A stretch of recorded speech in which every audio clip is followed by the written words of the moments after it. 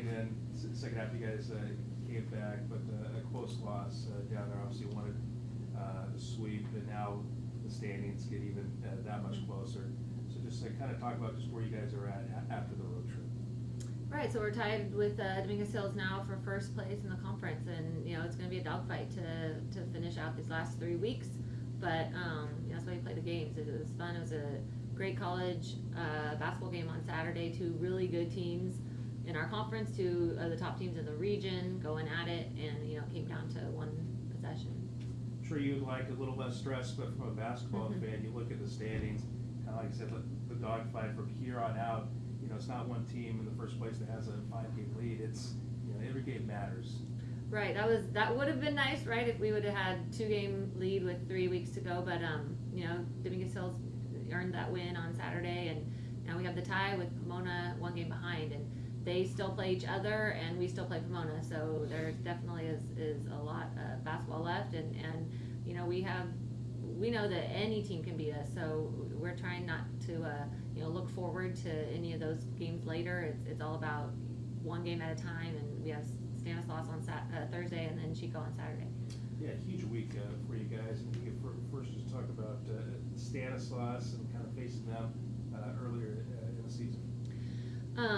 We were fortunate to get the road win down at Stanislaus earlier, and they're a good team. They have a different style than you see a lot. They really press. They run people at you the entire game, and you have to be able to handle that pressure.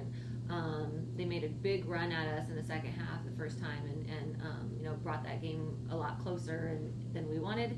And so we really expect that. If we can handle their pressure, then usually we can do pretty well. Every game is important. How important, even especially with these home games, in facing these opponents as we're getting to the final weeks of the season?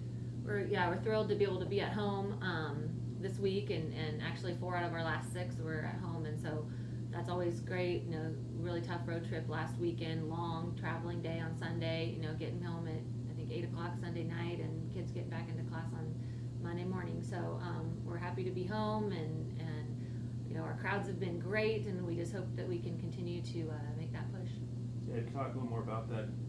Face difficult opponents, but your last road trip next week, Bay Area, 4 out of 6 at home. Kind of like how things are kind of setting up for the final stretch. We do. We love the confines of Lumberjack Arena. We have great crowd support. We're hoping to get, Stanislaus beat us last week as far as crowd, and they had an event and ended up getting, I think, 1,200 fans at the women's game, and so that's our goal, is to try to beat them, on either Thursday or Saturday, try to beat that record. So hopefully we can get people out here. Players to kind of, you got Chico on Saturday, but gets taken 1 game at a time. Is it an easy task to tell the players? Sometimes you kind of think like, but there's this Saturday opponent as well. It is tough. We as coaches just really try to focus only on the first game, and that's all we talk about in practice, and only film we watch, and having it be the rival game against Chico, having it be our breast cancer awareness night. There's a lot of promotions going on, so there are those distractions kind of, but we kind of have to talk about the Saturday game. But it's it's fun. It's that time of year where every game is huge, and so we really just try to focus on that first one. Yes, Saturday, the breast cancer awareness night. If you can talk about that, I know personally for yourself, for other people. I mean, it's for everybody. It impacts it. It happens to everybody, and they you hear about this and just kind of talk about the night on Saturday. Yeah, everyone has been impacted in some way, I would imagine. And personally, my family has. I lost my cousin at a really young age. She was, I believe, only 30 when she died of breast cancer, and so it's impacted our family a lot.